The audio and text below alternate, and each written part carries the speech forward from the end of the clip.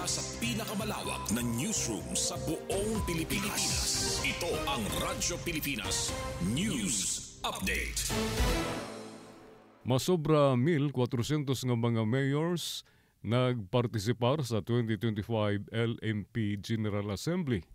Formal nga iginlansar sa League of Municipalities of the Philippines ang 2025 General Assembly sini sa The Manila Hotel tikang Pebrero 10 tubtub 13.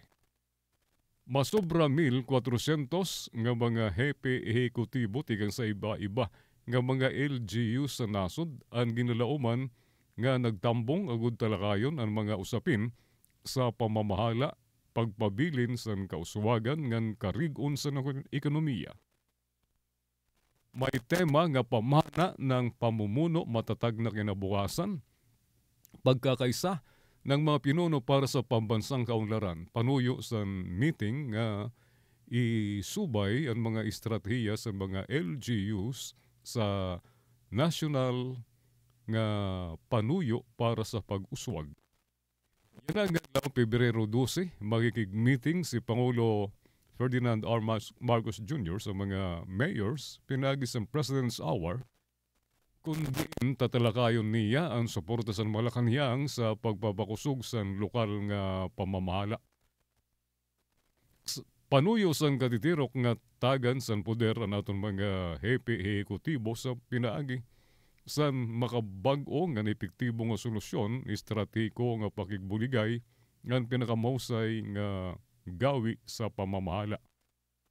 Sigon kan LMP National President kan La Paz Abra Mayor Joseph Bernos. Pangatapusan Oplan Baklas gintigangan na san Comelec.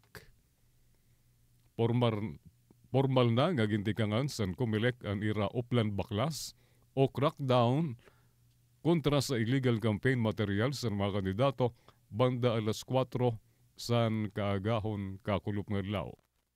Kadungan luwat ini san formal nga pag-arangkada san campaign period para sa national elections kakulup.